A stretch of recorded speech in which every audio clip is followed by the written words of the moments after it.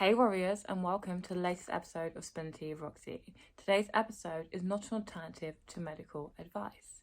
Please, if you're going to change your medical journey, please contact your medical practitioner, your MS nurse, or your MS neurologist before doing so. Other than that, please sit back, unwind, and put your feet up and enjoy the latest episode of Spin the Tea with Roxy. Hey Brandon, how are you? So happy to have you back. Thank you very much. It feels great to be back. I appreciate you having me on again. Know that everyone absolutely adored your episode. Know that loads of people appreciated you being on the show. And I am so glad to have you back. Well, thank you very much. That's such a huge compliment. I appreciate it. I just like to tell my experiences and hopefully people can learn from them and do better than I did because I screwed up quite a bit. Today, everyone, we're going to speak about disability processing. That includes helping yourself get disability, transitions into food and health, personal therapy, physical therapy, and occupational therapy. So I'm going to let you start, Brandon, to let people know basically your own story and how you got process for disability for yourself and how that actually went. How does the processes go and how life is for you now? Absolutely. I've noticed a lot of people tend to ask me, how do I get the proper diagnosis to then get the proper medicines or treatments? And that seems to be the trickiest part because so many doctors, they're trying to be optimistic, as the best way I can say it is they want to be optimistic for you. So sometimes they don't tend to get the information right on exactly how you feel. And I think sometimes that can be the biggest hurdle to get over, making sure that all your information that you're giving your doctor is as accurate as possible towards the goal you're looking for. I'm sorry? Self-advocacy for your own illness. Absolutely. Absolutely. That's exactly what it is. And that's a hard thing to learn. Not a lot of people will speak up for themselves in doctors' offices because of the authority. I'm not going to say that word right. The authority that's there. It's hard sometimes. It can be intimidating for sure. But once you do it a couple of times, it gets easier, I promise.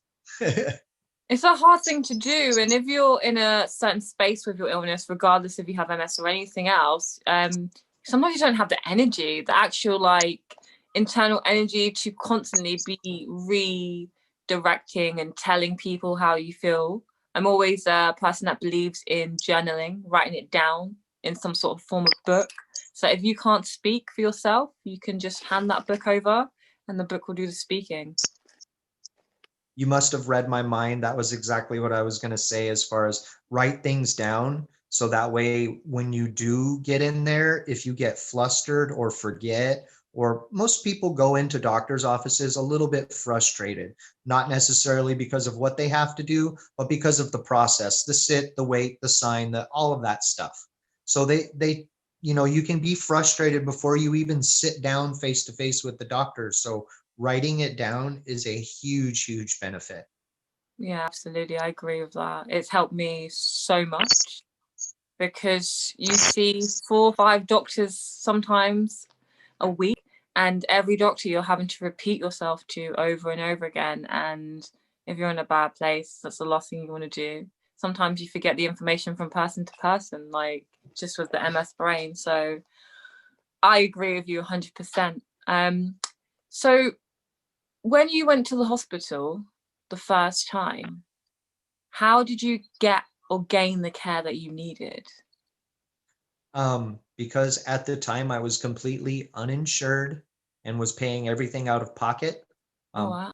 Before any diagnosis, I just went to the emergency room at a local hospital because I had some bad symptoms and I didn't know what was going on. I knew that was probably the best way to start the ball rolling, because then there would be immediate paper trail, immediate paperwork based on facts, which were these are the symptoms I'm experiencing, and here are the results from the MRI, the x-rays, and then the lumbar puncture all Mm. together. Okay. So you paid straight for your own meds, which is not always possible. Correct. For It is people. hard to do, and yes, I did. I had to pay that first visit, which was a 5-day visit, stay. I had to stay at the hospital. It was a lot. It cost a lot, but at the same time, it was worth it. And after the fact, I was able to then apply from assistance to try to get some help for those bills and stuff. So it kind of all worked out.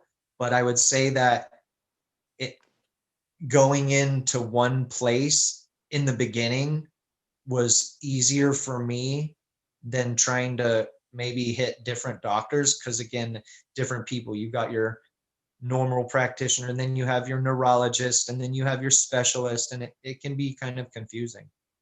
So I have a question. Did you present with symptoms and then was rushed to the hospital? Or was it slow progression and you was going to your general practitioner who eventually said that you needed further scans or further investigation for you to then need to actually take meds and assistance otherwise? Does that make sense? Yes, it does. For about 2 years prior to ever seeing a doctor for it, I was presenting with symptoms and they started to get real bad.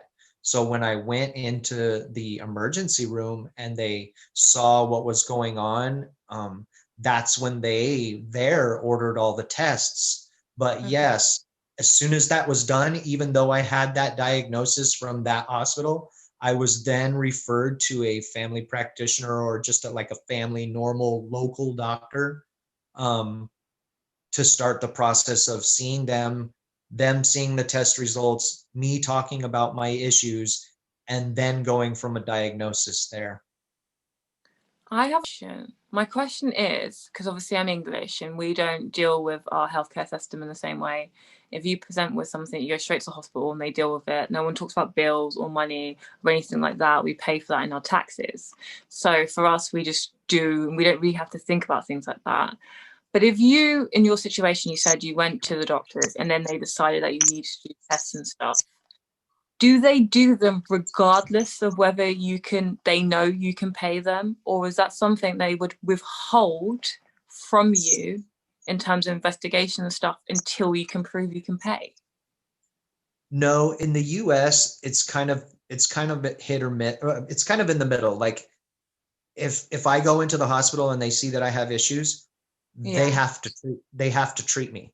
That's part of the law here. They have to treat me. Now, whether I can pay later or not, that's not really up to the doctors. That has to do with the management at the hospitals. So that can come later, but yes, they will treat you. They will see you regardless of what you have going on. But you can't just walk in and say, I want all these tests done. They have to go, well, no, we want to see why you would need those tests done, and we'll determine. Um, but again, just like anywhere else, if I don't like their answer, I can just go to the next guy. Okay. But yeah, when they saw me first, I didn't ask for any of the tests, but I could have denied any of them. Like if I didn't want to do the lumbar puncture, I could have told them no. If I didn't want to do the MRI, I could have told them no. But then that's my right as a patient. And then that would have been even harder for me to get a diagnosis because they would have said, well, you turned down all our tests. How are we supposed to figure you out?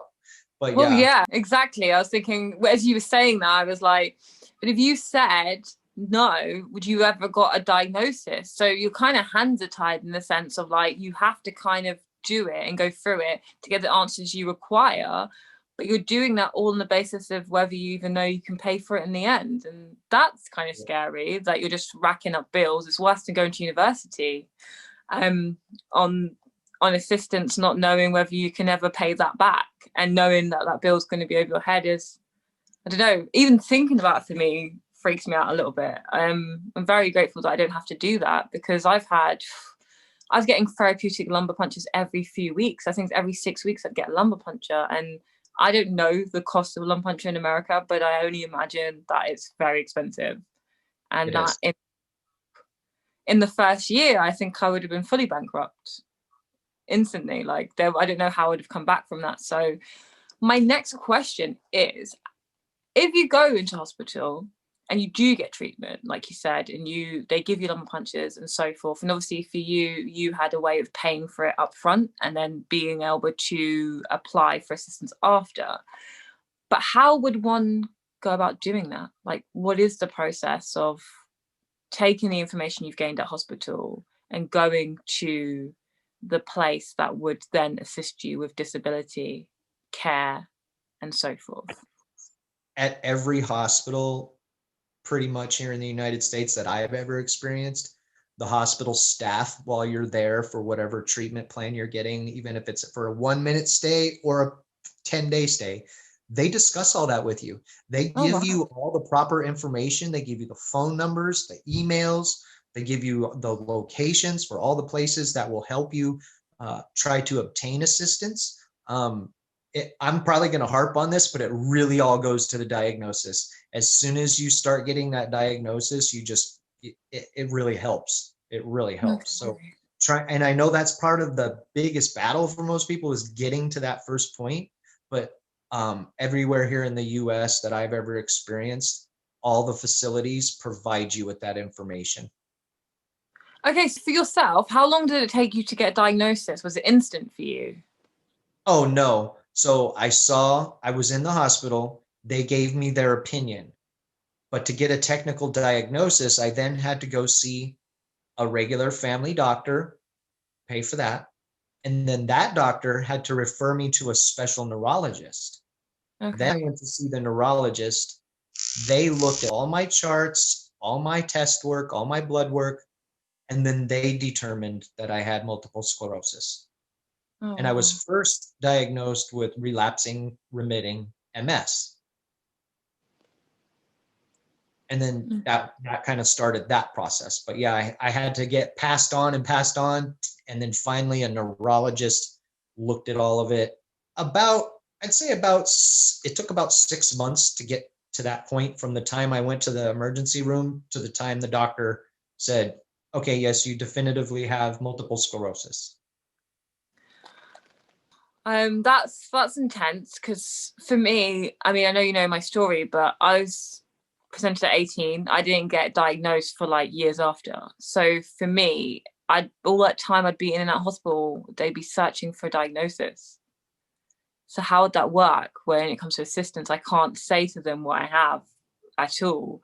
So would they just rack that bill up, or? Well, that's the proactive part comes in. You just have to keep pushing from your side, and you have to keep from my end as the patient. It's up to me to keep going back to them and saying, no, this is what I need. Oh, wow. Okay.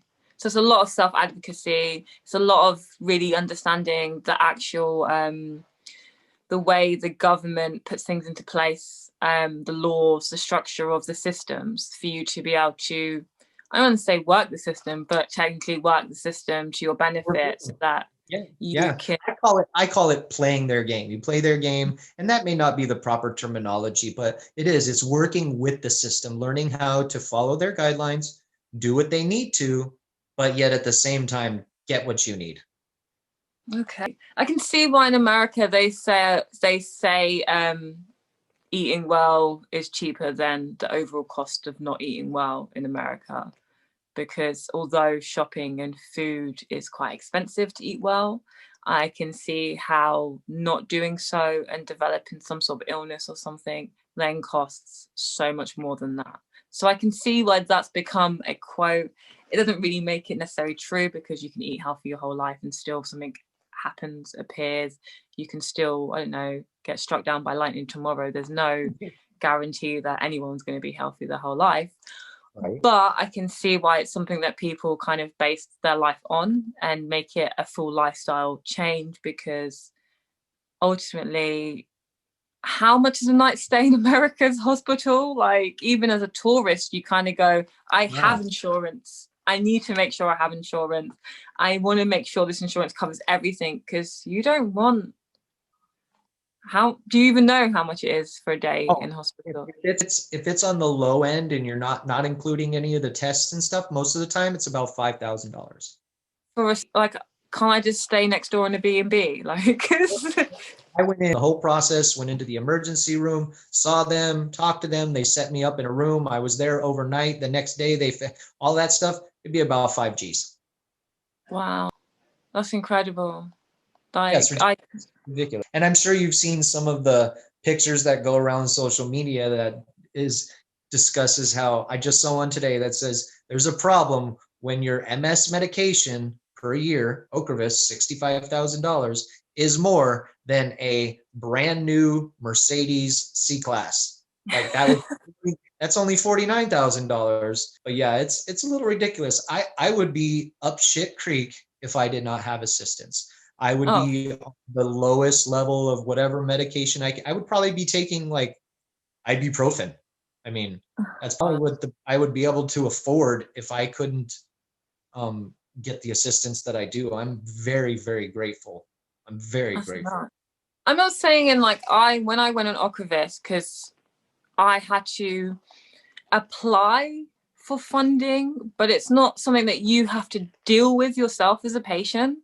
You ultimately go in there, they give you options, they ask you to sign some paperwork, and they almost go and apply for the assistance for you, and you're guaranteed to get it. Like, I've never met anyone that's been like, oh, I applied for an MS drug, or I applied for a drug for like dealing with my cancer, and they went, no, you can't have it. I've never met that person. I'm not saying it didn't exist, because I don't know everyone in the world, but from what I've met and the people I've seen, everyone's almost guaranteed to get it. So to even think like about, I don't know, it's weird to put a price on your health is crazy to me. To put a price on your, like, as a land of the free, it's just strange. It's how free is free then? It's not free at all. Exactly. And I've always joked about how, like you said a minute ago, here in the United States, it's actually more beneficial for drug companies for you to kind of stay sick. They want you to be sick. They get more money out of you. If you're healthy, you don't ever come see the doctor. You don't ever use our medications. We don't want you to be healthy. And I know that's a generalization, but it's a scary thought when you sit down and you go, hey, wait a minute. If they're making all this money off of me being sick, why would they ever want me to be healthy? Never, because you're not coming back. Like, you might need a paracetamol, which is like the cheapest drug ever to buy anyway. It's like, over here you can get paracetamol in a box of 29p at the cheapest. Like, they would never make any money off you. It makes you believe and think deeper in yourself and realize that maybe you can do better for yourself to kind of lessen the financial blow overall in life, because that's not fun at all. Absolutely. Do you then get physical therapy if you need that? And is there a long waiting list? Is it instant? Is it something they here locally, there's a lot of people that do physical therapy for many different reasons as far as a business. Most people think of it within sports medicine. A lot of athletes, they get their physical therapy done if they break an ankle or tear a muscle or whatever. But it's pretty easy as far as there's no real wait list, especially if here in the United States, if you want to pay for anything out of pocket, you're usually to the front of the line. So there's never a problem with that part. But as far as getting pointed in that direction, that was up to the doctors I saw. I had to tell them, I need some sort of physical therapy because I can't move around myself. So I need someone to do it for me. And I had to ask for that. I had to tell my doctor that that's what I wanted. So when I do that, then they they submit an order for it, which is that they send it to the insurance. They either approve it or deny it. And then once that's done and they approve it, then you get your appointment scheduled and go see your therapist. But yeah, they have to see that you need it. They need a good reason. Correct. Okay. Yeah, I couldn't just say, oh, my ankle hurts. Well, they would go, okay, well, let's take an x-ray and see why it hurts. Oh, well, there's nothing wrong with it. You don't need physical therapy. I'm not going to order that for you. So yeah, they could deny you. But again, if you present with the symptoms or present with the issues that are a lot of the times typical with MS patients, as far as fatigue, muscle issues, spasms, any sort of mobility issues, whether it be a little or a lot, if you present with those, a lot of doctors, they'll help you out. So if you don't pay for it and you can't jump to the front of the queue as a patient, and you do need OT therapy or physical therapy, is there a waiting time usually for you to get assistance? I'd say typically once the process starts and you ask your doctor for the order and they go through all of it, it takes about 2 to 3 weeks for all that to come back and for you to get scheduled. Wow. I mean, it's not always typically longer here, but especially during COVID, like I've not managed to get any physical therapy at all. Like I was told the waiting list is like I could be waiting until mid next year, because of the amount of people they can obviously have in a clinic or a situation. Apparently there's a lot of people that need it and there's only so many people they can care for. So ultimately my choice is to find a job, which is not easy, and pay for it myself, or to just sit on that waiting list and hope that maybe something will come up a little bit sooner. But as you can imagine, and I know you know yourself, like time is of the essence when rehabilitating the body. So it's not cool. So far, I was speaking to another lady about it a few months ago, and I'm still waiting now. So I feel that's been 3 months so far. Wow. And it's not fun. It's not fun. Yeah. So people see we get it for free, but it doesn't necessarily mean that we get it straight away. Very true. I won't lie. I did take a break from going to physical therapy when a lot of the height of the COVID outbreak was going on. So basically from like May to September, I just did physical therapy on my own at home, which I'll tell you, I did not tell the doctor. I did not tell them that I did those things all on my own at home and was perfectly fine for those few months. Even though I was okay, I still needed the assistance of the physical therapist once I got back in there because they just do it better. Yeah. Because if I were to tell my doctor, oh, yeah, no, I did it all at home at once, they write that down. Then in the future, it becomes harder for me to get that, because they say, well, why can't you just do these exercises at home? One of the best ways it was ever put to me is that here in the United States, they don't help you not get the problem or help you maintain your health. They'll only fix it if it's broken. Yeah. So if I don't fall down between now and the next time that I need physical therapy, it's a little harder for me to get it because they go, well, why do you need it? What happened? What has happened in the last, oh, you fell? Okay, cool, you got it. Or, oh, you twisted your ankle or you pulled a muscle or whatever. Okay, you've got it. But yeah, there has to be a continuous problem, which is the silver lining for me.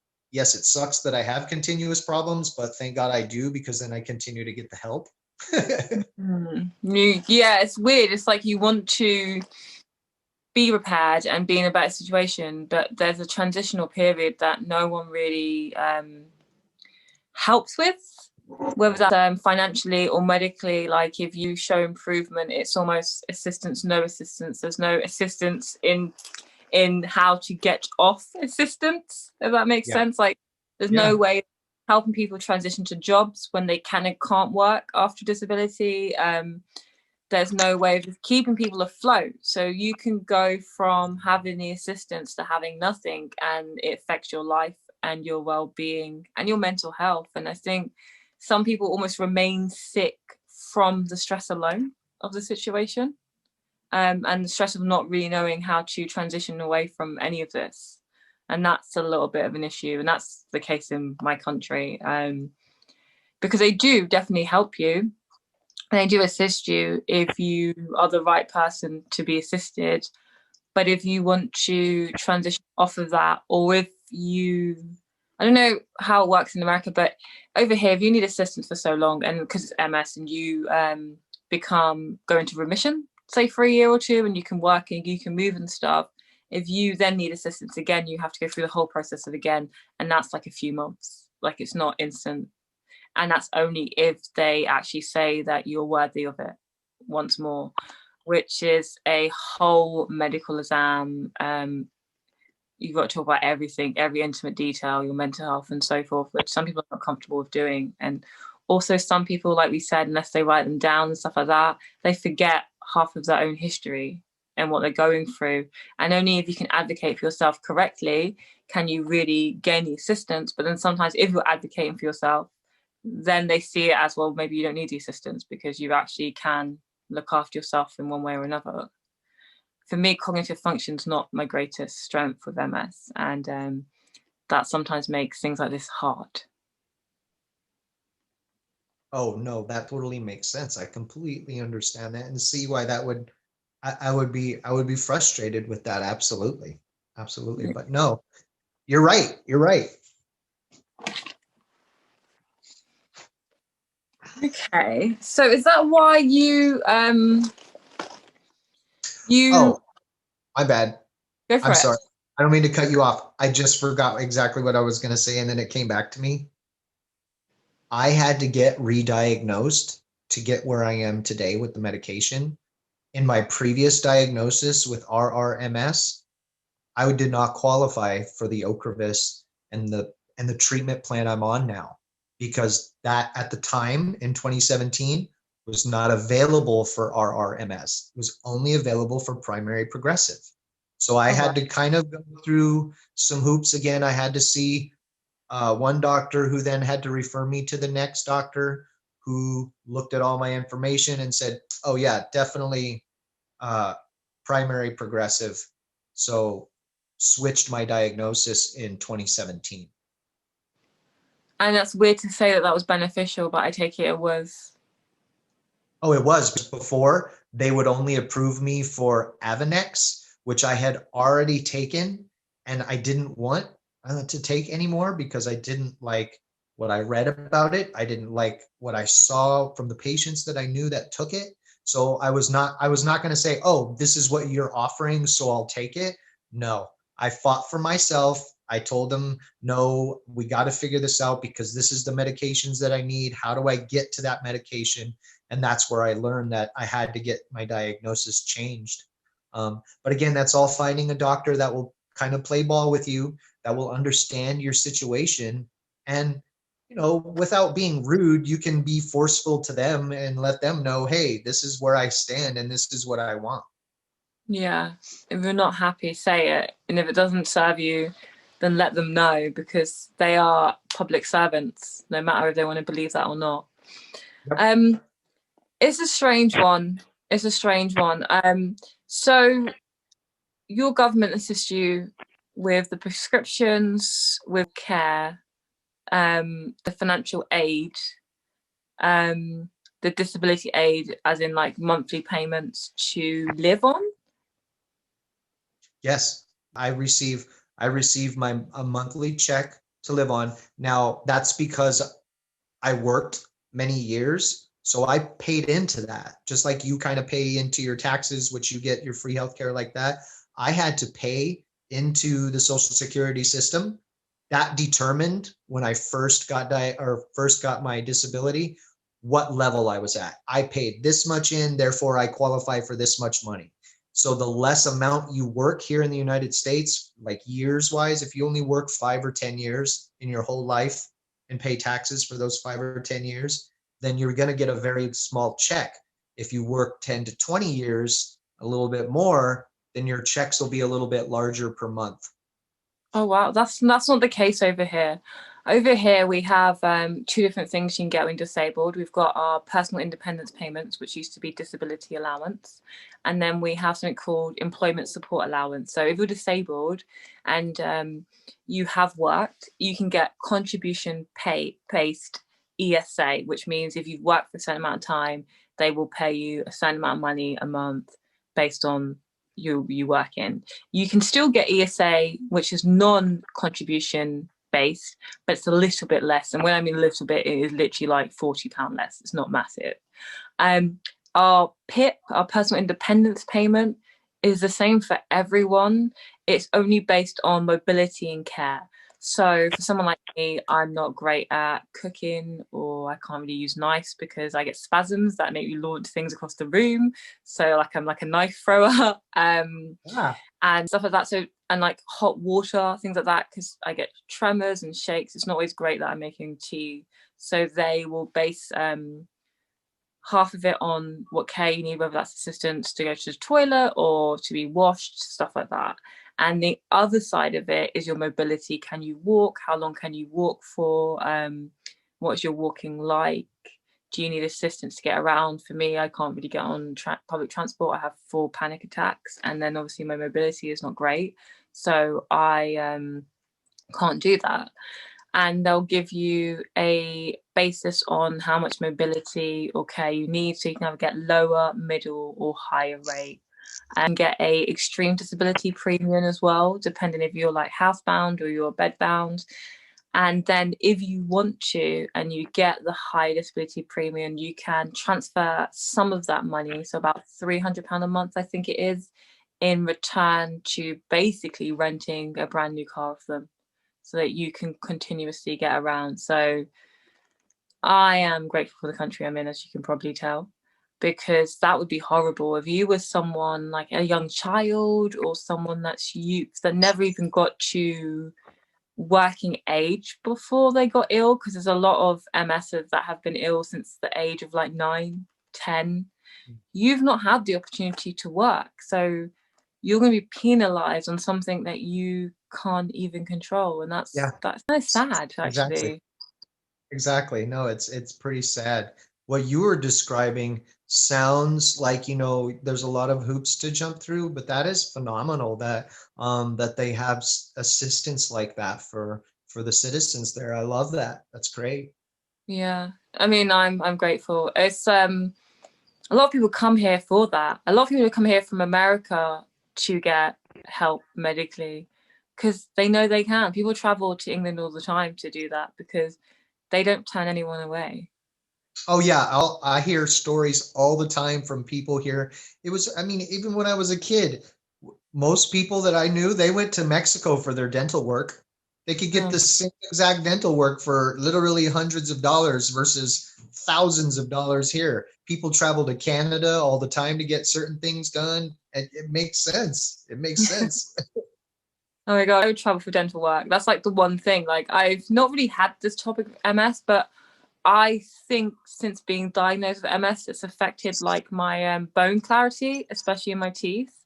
And it's something that I'm trying to figure out if it's a thing or not, because I don't know what happens. Like, my immune system attacks itself, and somehow that's become my bone density too, or it's the steroids. I don't know, but something's gone amiss since taking these drugs. When it comes to my bone density and clarity, Yeah. same with alopecia, losing hair, stuff like that. It's not cute. It's not cute. MS presents itself in so many crazy ways. There's like 1,000,001 freaking symptoms that you could experience, and it's like different for everybody, but similar for everybody.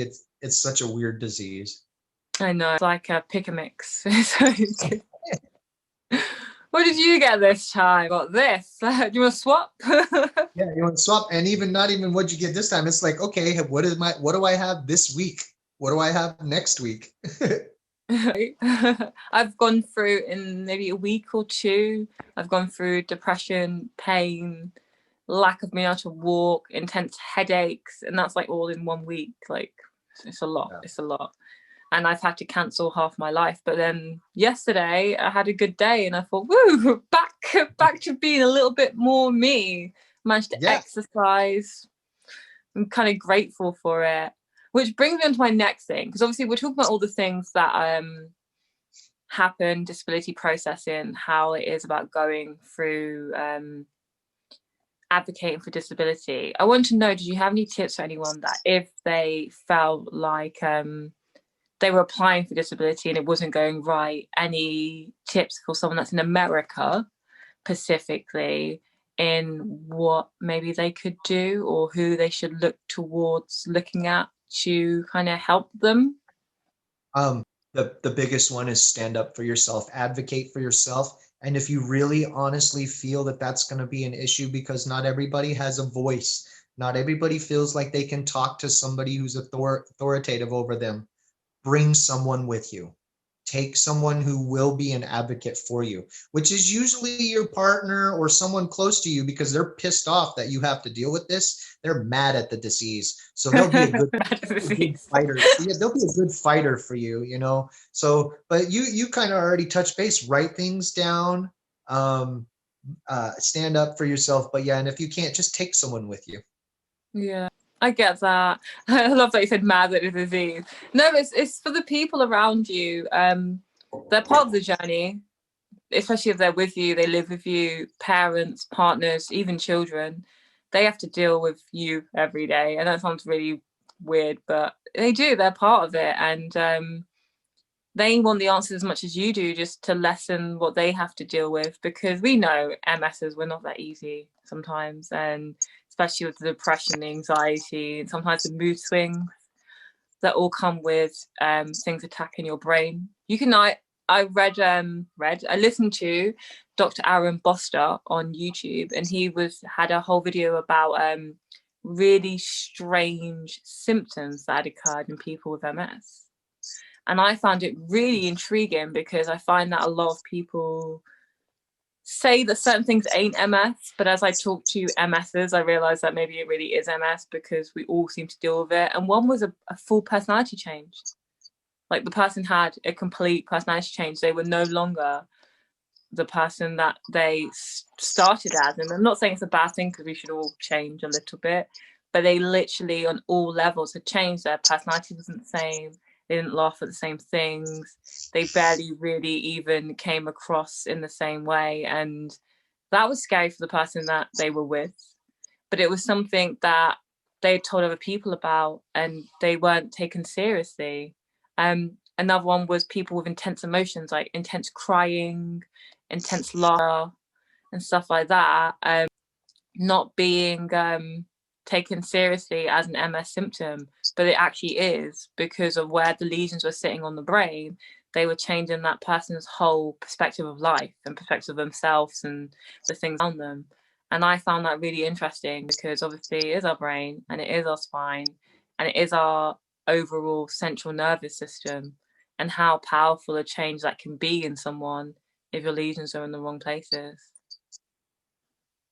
Absolutely. You know, that I think, bless their hearts, most doctors, normal doctors, family practitioners, they don't go to school for that stuff. They don't understand it. Yes, they understand medical things, but they're going to call you crazy before they call you multiple sclerosis. They're going to say this person came in here and started crying, and by the time they left, they were laughing. They're nutty. They're fine, you know. So that's why, I always stress to get to that, find out who the decision makers are, and do what you need to do to get to them. In my case, it was getting to a neurologist straight away as fast as I could, because they ultimately had the say for the next step, you know. I have one more question for you before we get on to our favorite subject.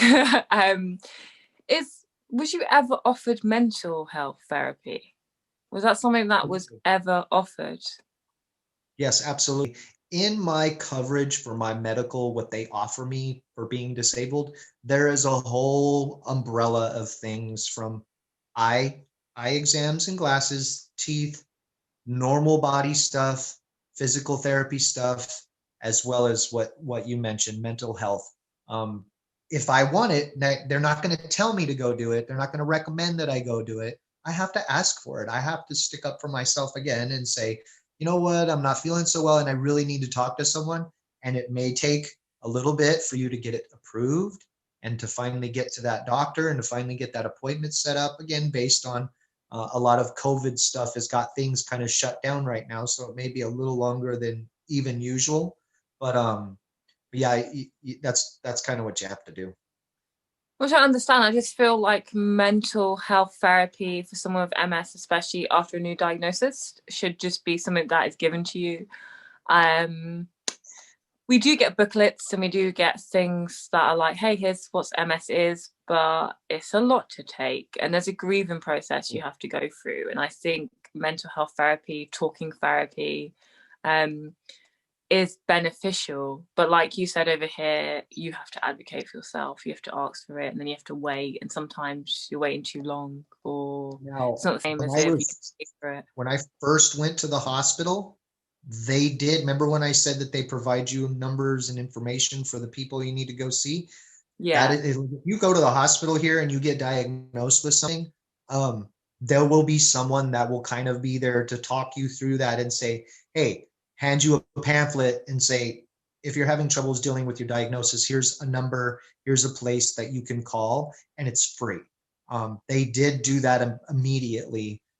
So then, even though now I do have, like, if I want to go see a therapist once a week for the next 6 months, I can ask for that and get that going. But in the beginning, if I just needed to talk to someone immediately without being able to afford it or pay for it, but needing to see someone, they did offer me those services right away. Oh, well, I didn't get that. I got, hey, here's MS. You got some drugs to pick from. We'll see you later, which was a bit much. I think if you're a child, you probably need more than that. And I think our mental health therapy in England is overwhelmed, especially during COVID. There's been a lot more people that need it or want it, which is stretching the system itself and meaning that you have to wait weeks and weeks. And for some people, unfortunately, that's way too long and they don't necessarily always make it. And I just think that we need a better system. The main thing we get told when we go to anything, I think, MS related for a initial diagnosis is we get handed booklets and they always tell us to go to the MS Society. They're fabulous, obviously, to basically either speak to other people that have MS or to get them to assist you, whether it's mentally, physically, or just to point you in the right direction. So they've almost given it over to the MS societies and trusts to do that for you. So I know people have their issues with some of them, but I do find them beneficial because without them, I don't think any of us would know what we were doing, because I don't think the NHS has the time, because they don't get paid like the American care system in the same way. I don't think. I mean, I don't know because I don't do law, nor have I really put the research in. But from what I can tell, it's more lucrative in America to be a doctor than it is in England. I can imagine you guys are pretty overwhelmed over there. Your doctors are probably pretty, I mean, they're probably booked solid with as many appointments as they can take because of everything right now. But yeah, I feel bad for them being stretched so into that sucks because it leaves people who desperately need it, sometimes out in the cold for longer than necessary. Yeah, and I think it's also made some people realize maybe what you don't need as well in the same breath. Like COVID's been horrible because some people that really do need things are not getting it. But for some people that use the NHS or other medical services terribly, like some people go to the NHS for a doctor's appointment, but it's a hospital. You're meant to go to a GP for a doctor's appointment. They can't do that. So it's a weird catch-22. There's some good points and some bad points that there is on most things. Some people have had to learn that it's not a dentist surgery or a doctor's surgery, it's a hospital for people with real medical needs, and that maybe they need to go and get a proper GP or proper dental place to deal with what they need. But I'm very, very grateful for the NHS over here and everyone that works there, because without them, sometimes I think I wouldn't be alive, to be honest. So sometimes I think if it wasn't for them putting their lives on the line, literally, for us, what would we have right now? So I think they deserve all the love and gratitude and funding and their own mental support help, to be honest. People caring for their mental clarity so that they can continue caring for ours. So did all this bring you to cannabis? Did all this kind of medical situations and stuff like that bring you to wanting to use cannabis as a tool to heal, along with food, nutrition, and so forth? Yeah, and since last time we spoke, our laws here in the state of Arizona have changed, and we have gone to what they consider recreational marijuana, which in layman's terms means that about midway through 2021, there will be shops that you can go into, and as long as you're 21 and over, you can purchase cannabis. It's incredible. Yeah. That is Yeah. like goals over here. Like, wow. So they say wow. Yeah, the more that fall in line, the more cities, states, and even nations that end up falling in line as far as cannabis is concerned, the better. The more, the better. I really hope that Britain is going to follow suit soon, because we need that. We need them to decriminalize it. We need them to let the kids out of jail that are there for no reason other than just want to have a good time. It doesn't hurt anyone. If they do it, we'd get a better quality, better crops, no, like less killing of kids and just things that happen based on either people dealing drugs to make money, or just having no regulation at all if in what people are actually smoking and taking. And then also people just want to treat their illnesses, and want to just get some weed just to do that with, and then ultimately being arrested for that is just insane. I'm so happy that they've done that for everyone in Arizona and in the other states, because I know that's a lot for a lot of people. I really do hope they follow through and then maybe think about letting the people out of jail that are in jail for silly cannabis charges. That would just put the cherry on the cake all round for everyone. Um, and maybe give those people jobs in the marijuana field. I mean, they're obviously experts at it. Like, they've been putting the time in before it became legal. Employ those people. Give them something to do. Exactly, exactly. That's a lot of people are fighting for that type of situation here too, to say, you know, that's great that you're changing the laws, but what are we going to do about all these poor people? You've ruined their lives over a joint or a bag of weed, and now they can't even vote, or they can't buy a gun, or they can't go here or there because they have a felony. You know, we need to fix that. We need to fix that. I was watching something the other day. It was trash TV. I'm not going to say it's like very TLC trash TV, but like the person had been arrested on a weed charge, but they obviously were in the marijuana industry, and then they were told they couldn't work in the marijuana industry anymore because of the weed charge. And I was like, that's insane. That's you've just taken this person's whole life away from them for nothing, really. Yeah. Yeah. With it legal in states and in certain areas is okay, but with it still being federally illegal, I mean, it's still a Schedule II narcotic. It's still in the United States, it's considered just as bad as heroin and methamphetamines. But it's not, like, clearly is No, not that bad. but it's in the category as that is. So like, even though I could grow my plants here in my house, if the FBI or the DEA ever wanted to actually come and take it and charge me, that could happen. That could happen still. That's nuts. I don't understand And why in America they don't work together. Like, what is the point? But then I suppose that is the thing about America in general. There's different laws for different states. And to me, that's insane. It's like London and Liverpool having different rules, or London and Manchester having different laws. Like, it's the law of the land, not the law of the state. It's no, weird. man, yeah, no, they can't do that here because then other people wouldn't have their interests. Different people in different parts of the United States don't care about what happens in California. So why would they want their rules, laws, and regulations to apply to them? So it's based off of greed here, but I'm glad that things are starting to change and move towards the avenue of cannabis use not being, there's a huge stigma attached with it. Um, I started smoking cannabis at a very young age, and I was only doing it to get high, not to Yeah. have medicinal purposes. And then years later, once I realized and did research of what it actually can help to do, that's when I changed not just my thought process, I changed my attitude towards it. I changed my verbiage towards it. I don't typically call it marijuana or pot. I stick with cannabis type of situation. So I really treated it for myself, um, uh, like, I mean, exactly like a medicine, exactly like I would treat Ocrevus. I respect it and I don't abuse it. But that's because of the information now. And imagine if they actually gave that out from the start, from the jump for most people.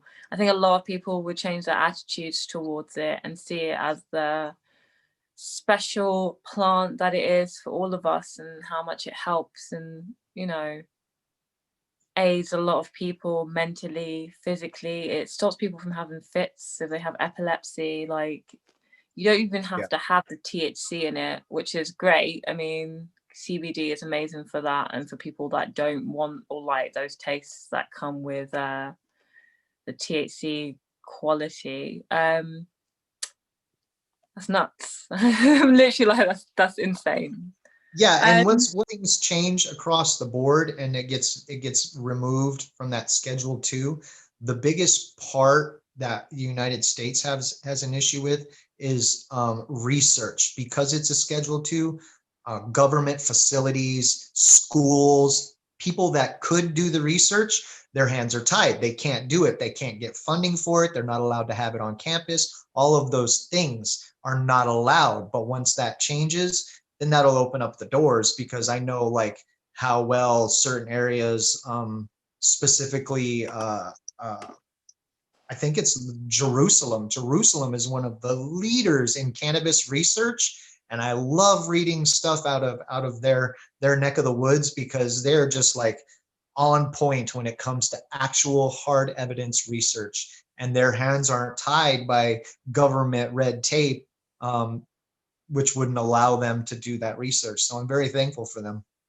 Oh no, absolutely. I saw the same. I saw a documentary and I thought it was incredible what they were doing. And they were just proving and that people were wrong, and that how powerful it was, and how it should be just used for so many different things. But obviously, like you said, there's powers that be, there's people that it just wouldn't benefit them if it was seen to be as beautiful as it really is. Yeah. That's different. It's just strange. Like, the universal consciousness is changing, and people around the world, because we can connect, are realizing that we all think and want the same things. And I'm hoping it's going to force the hands of the people in power, fingers crossed, to better assist us as a human race overall, regardless of creed, color, sex, religion. None of that's relevant when it comes to just love and care and health and existence. And I think we all deserve the same things. I don't think people should have to travel from country to country just to get basic care to stay alive and live a good, fruitful life. The other day, me and my friend's been traveling the world. She's from California and I love her. And she's been traveling, and she went to the Middle East. She went to Morocco and stuff like that. And I bought grapes from England for like, I think it was $2.50. And the amount I got, so many little grapes, I could barely feel my hand. And she sent me a picture of what it would have been for the price of £1.50 in Morocco. And she was so abundantly grapey. She had so many grapes that I was absolutely jealous. And I was like, why is that? Why do we need to do that? Why are you charging people more to be healthy, to be able to love themselves? One of my friends told me it was illegal in New York, I don't know if it's true or not, I didn't do the research, to grow certain produce or to like collect rainwater, like basic things that just seem like, how do you tax nature? Like, how do you control the things that you can grow in soil? It's just weird that you can't collect rainwater, you can't grow your own produce, and they've killed the soil anyway. So there's a whole other company called the Alinka, where I think they're amazing. The lady bee comes from Canada. They're building a Alinka farm, and they're having to regenerate the soil because the soil's almost been salted, I think is what it is. It's like it's been killed from all the processes. But even that, like the licensing, the things that go with just being able to take care of yourself in America is, I mean, over here the weather's terrible, so you can only really grow like 4 or 5 vegetables because it is freezing, raining all of the time. But Unless you get yourself a greenhouse, you can try and grow, you know, a little bit of salad here and there, maybe a few carrots, a couple of potatoes, because, you know, potato famine got us all through it. I'm half Irish, so, you know, and that's okay. But like, it would be good if we could all be self-sufficient a bit more. It'd save everyone so much money if we could just grow ourselves a little weed plant, a few potatoes, a little bit of salad, just to tide us over, so that we're not all feeling like we're missing out or there's no FOMO in life. We can treat ourselves better. You know, I go outside, go shopping. I don't know what a typical 3-day shop in America costs, but if I'm trying to get some salad, I love vegetables, love salad in my life. Outside of the meat, it still racks up like a basic slice from cucumber, tomato, lettuce, a couple of green peppers. If you want a nice salad and not just like lettuce and tomato and that's it, you're looking at what, spending £7-8 anyways. That's insane. Oh my goodness. Yeah, no, it's not that bad where I am, but yeah, that's insane. But you guys live on an island too, so it is a little bit different. Well, yeah, I suppose it is. But still, it's Yeah. crazy. These No, are things I we were talking about before. In California, it is illegal to capture rainwater.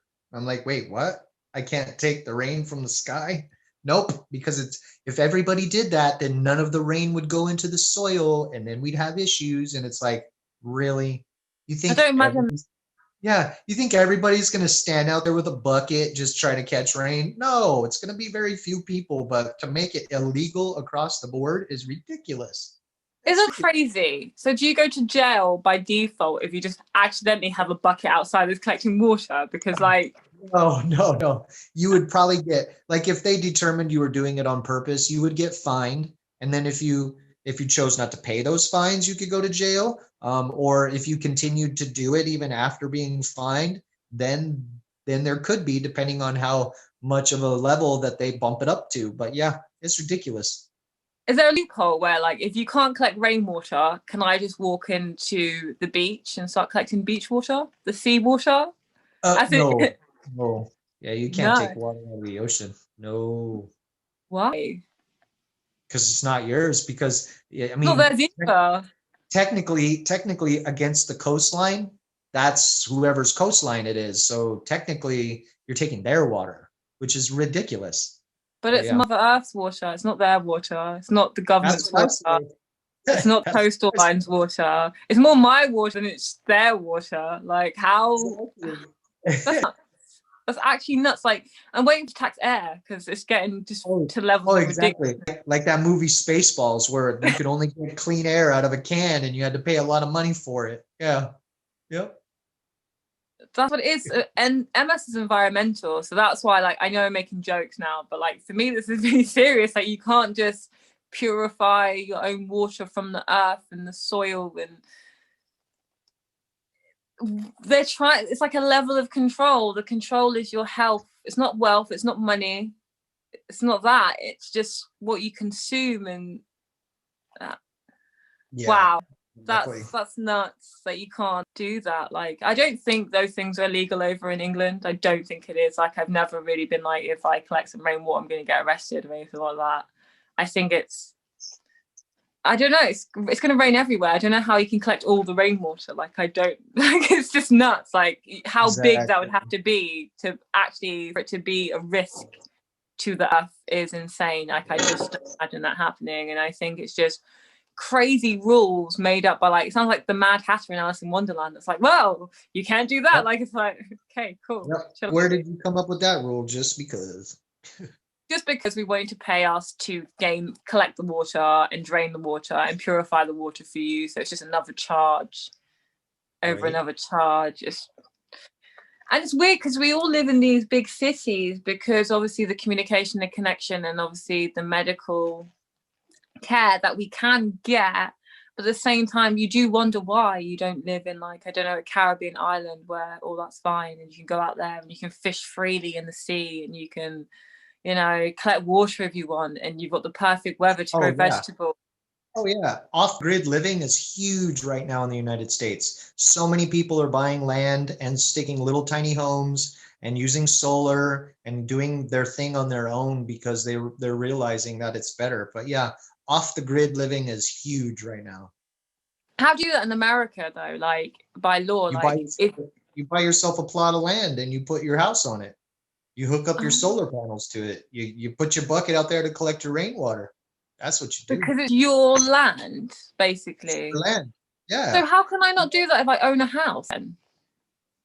Because usually you live in a city. There's city ordinances that keep you from doing, like the making it illegal to collect rainwater. That's not a California state law. That's a city law. Those are city ordinances. So yeah, it's within the city. So if you buy yourself a house out in the middle of nowhere and you're not in the city, you don't get any of the city services. You don't have roads. You don't get them maintained. You don't have electricity. You don't have water, but you can do all that yourself. That is nuts. That is so cool, but also insane. Like I can see why people like Kanye West bought the commune, that big plot of land. Like, why not? Because you are being ruled by these silly rules that just sounds like some really kind of venomous, kind of greedy person that just wants Oh everything for yeah, they're made themselves. by old people who have private interests that benefit themselves typically typically. I mean, they've been doing this for 50 years and then they just keep doing it and we keep allowing it. But yeah. Well, we feel like our hands are tied, literally, and some people just don't know what to do. And they know us all trying to join together to create change is so difficult, even in a world where we connect so well, that they still know that they have the upper hand, and we're changing it, but it could take a long while for it to be in a place where it should be. I mean, we're Yeah. doing the good fight. Wow. I mean, this is so good. I just want to let everyone know that obviously we've probably digressed a little bit on the subject, but do not worry, because I am bringing Brandon back again, because why not? We love MS and cannabis, and we love to talk about NF and cannabis with MS and cannabis. So Yes. we're going to bring Brandon back again for another Yay. episode. And this episode is going to be all about MS and cannabis, because I know you love us speaking about the weed. I do. Foods, and also things can make that edible with cannabis and hemp. And I'm going to try and get this magical unicorn in front of me to create something so you guys can see that firsthand. Absolutely. We'll make that happen for sure. I would love that. I know everyone else would love that. Recorded or not recorded, you can talk me through it. I'd be excited. I'm always happy to know how to make cannabis into special things. I think it'll be really exciting and a really good episode to have you on. And you've now become the oracle of NS and cannabis for all. So I hope you enjoy that title. Oh no. I only repeat what I learned. Yeah, take the time to learn it, and that's what makes it special. Yeah. Well, thank you very much. Appreciate it. Well, thank you, and thank you again for coming on Spill Tea, Roxy, because we all love you, and we will have you back again and again and again, because why not? And you put great input into everyone's lives. So from my heart to yours, love and light, Brandon, and thank you for joining us again on Spill Tea with Roxy. Thank you so much, Miss Roxy. I adore it and I appreciate it always. Love and light, warriors.